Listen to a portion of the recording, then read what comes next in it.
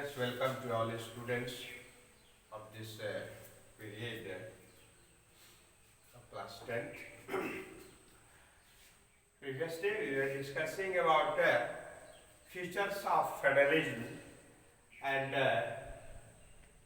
from today, the fifth point of this feature of this federalism is courts have the power to interpret the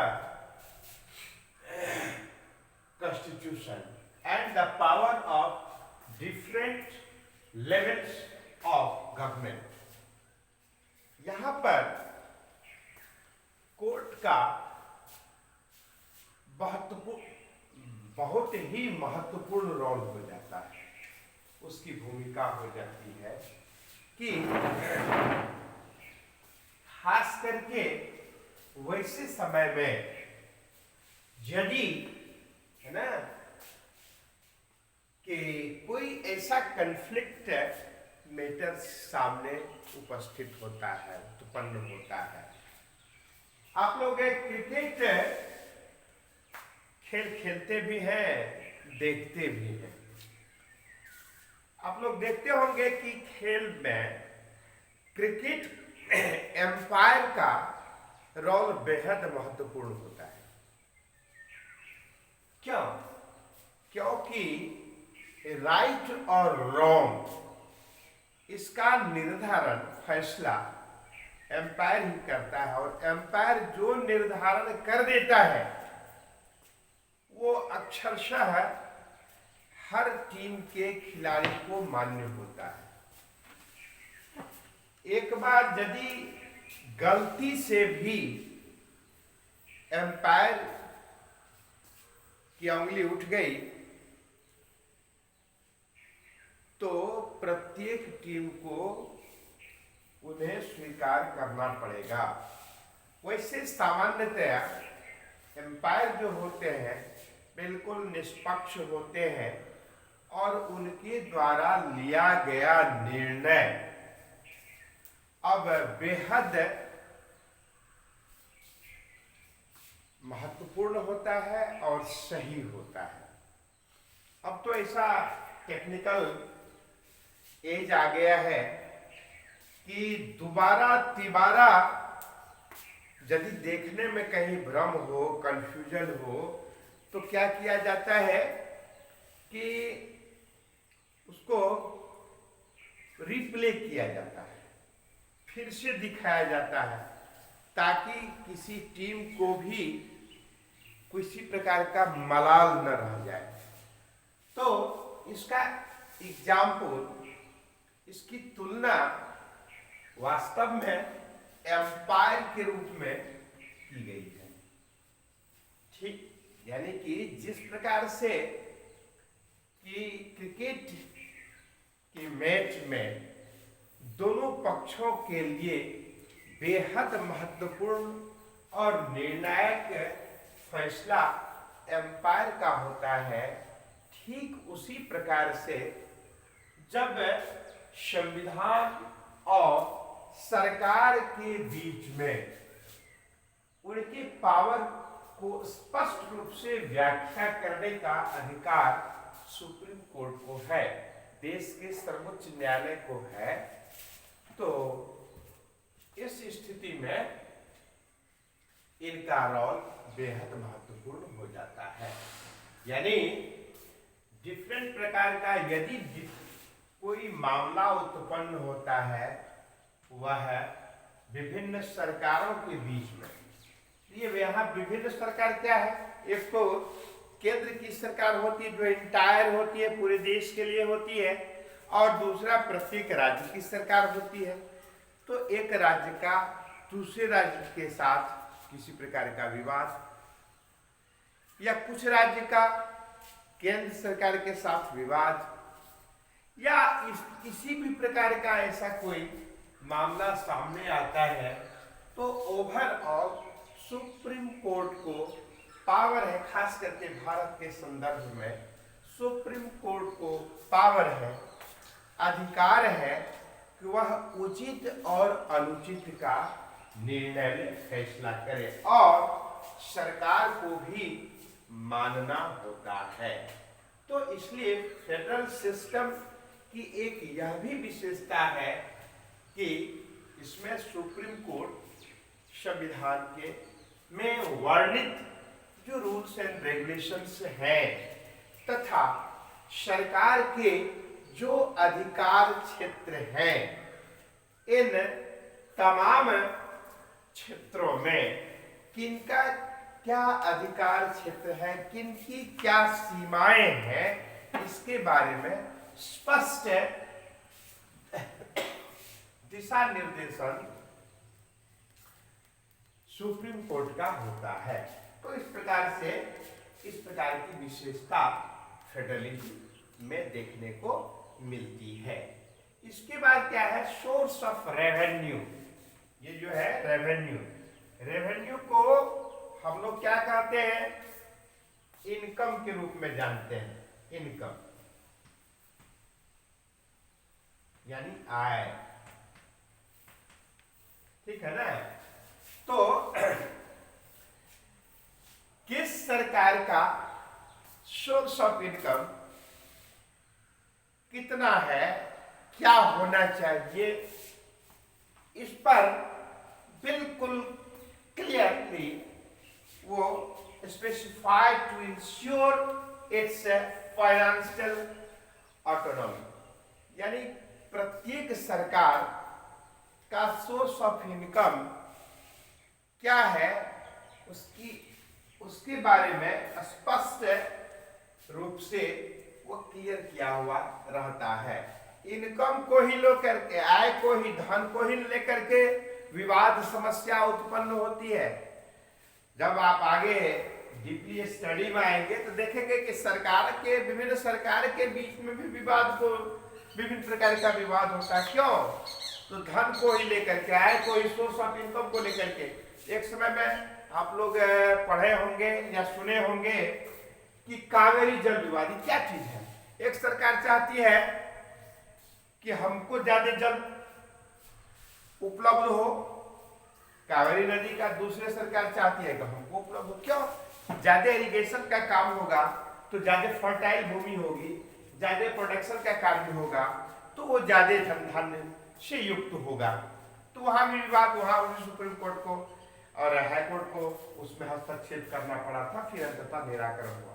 तो फिर उसी प्रकार से राज्य का क्या शेयर होना चाहिए केंद्र के अंतर्गत, उसको लेकर के भी कभी कभी कंफ्यूजन हो जाता है, कॉन्फ्लिक्ट मैटर्स आता है, फिर उसका निराकरण होता है। तो जहां पर सोर्स ऑफ इनकम को लेकर के कोई ऐसा विवाद न हो कहीं पर, इसके लिए भी स्पष्ट रूप से क्लियर किया हुआ रहता है। तो यह भी एक विशेषता फीचर्स ऑफ फेडरलिज्म के अंतर्गत आती है। इसके बाद है एक सबसे बड़ी बात क्या है कि फेडरल सिस्टम में दोहरा लाभ देखने को मिलता है। यह सबसे बड़ी बात क्या है इसमें फेडरल सिस्टम में कि एक और जहां safeguard and promote unity of the country, जहां एक और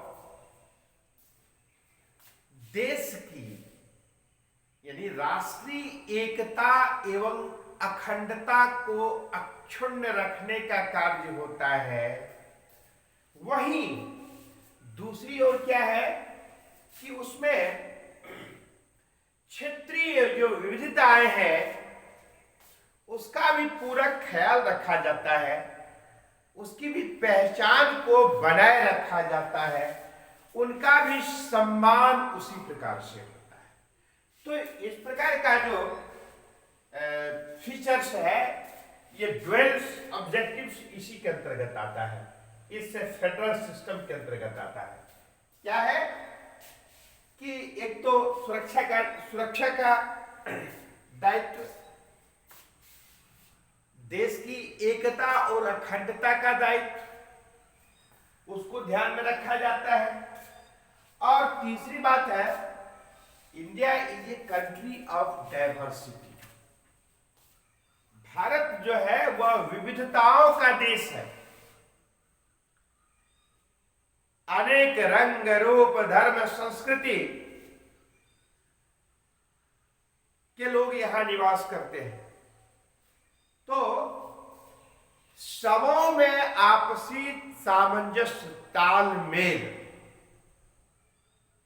बैठाना भी बहुत महत्वपूर्ण बात होती है, जो इस प्रकार की व्यवस्था में देखने को मिलता है। इसलिए प्रत्येक क्षेत्र की जो पहचान है, जो अहमियत है, जो वैशिष्ट्यताएं हैं, उसको भी बिल्कुल बरकरार रखा जाता है, उसको भी सम्मान किया जाता है। और सबसे बड़ी बात, राष्ट्रीय एकता एवं अखंडता को क्या किया जाता है, तो कायम रखा जाता है, वजूद में रखा जाता है। आपको याद है कि देश क्यों गुलाम हुआ? इसलिए कि भारत की एकता एवं अखंडता में कमी आ गई। लोग समझने लगे कि मैं अकेला हूं, और यही कारण है कि मुट्ठी भर अंग्रेज आकर के भारत पर शासन करने लगा और दमनात्मक पूर्ण रवैया शुरू कर दिया, लूटा। किंतु जब देश की जनता को यह आभास हुआ कि भाई मुट्ठी भर अंग्रेज सैनिक अधिकारी करोड़ों की आबादी वाला देश पर शासन कर रहा है आकर के बाहर से, तो फिर हम यदि एक हो जाए तो अंग्रेजों को नाकों चने चबा देंगे और तुरंत उन्हें भारत छोड़ के भागना पड़ेगा, हम आजाद हो जाएंगे। और जब इस प्रकार का देश की जनता ने ठान ली, तो अंग्रेजों को तुरंत भारत छोड़ना पड़ा, आजाद करना पड़ा। तो सबसे बड़ी बात क्या है कि राष्ट्रीय एकता एवं अखंडता को भी बहुत इंपॉर्टेंस मिलता है, इसका ध्यान दिया जाता है। किसी प्रकार का व्यवधान न उत्पन्न हो, तो इस प्रकार की विशेषता फेडरलिज्म में देखने को मिलती है। अब क्या है कि इस प्रकार से जो 6-7 वैशिष्टताएं हैं, ये इसके अंतर्गत और भी कई ऐसी छोटी छोटी बातें आती हैं, किंतु मुख्य रूप से हम लोग ये 5-6 विशेषता को ध्यान में रखें तो इसकी क्या अहमियत है, इसके बारे में हम सब बखूबी जान चुके होते हैं। तो इसी में अब हम लोग अभी जो हमने चर्चा की है सोर्स ऑफ रेवेन्यू की, तो ये सोर्स ऑफ रेवेन्यू जो है, इसमें बड़ा कभी कभी विवाद हो जाता है। अरे भाई साहब, यहां पर एक राज्य दूसरे राज्य की बात है, राज्य और केंद्र की बात है, तो देश के अंतर्गत तमाम संसाधनों से प्राप्त आय का बंटवारा किस प्रकार से हो, किस किस विषय को, किस किस डिपार्टमेंट्स को किस किस श्रेणी में रखा जाए, किस किस सरकार के अधीन रखा जाए, यह बहुत ही अहम मुद्दा होता है। तो भारतीय परिप्रेक्ष्य में हम इसको स्पष्ट करना चाहेंगे कि कैसे बेहद सुलझे हुए तरीके से इसका निर्धारण किया गया कि देश के जितने भी रिसोर्स हैं, परिसंपत्तियां हैं, उस सब की सूची बना डाली गई और उन विभिन्न सूचियों को 3 वर्गों में रखा गया और उन तीनों वर्गों में विभिन्न विषयों, विभिन्न विभागों की स्पष्ट व्याख्या की गई और शक्तियों का बंटवारा किया गया, जिसके बारे में हम लोग अगले दिन चर्चा करेंगे। और इसमें आप सब पहले भी कभी हम चर्चा किए होंगे, आप जानते भी होंगे कि इसको 3 लिस्ट में डिवाइड किया गया, union list, state list and concurrent list. तो इस पर हम लोग डिटेल्स में अगले दिन चर्चा करेंगे। आज की कक्षा में इतना ही। धन्यवाद।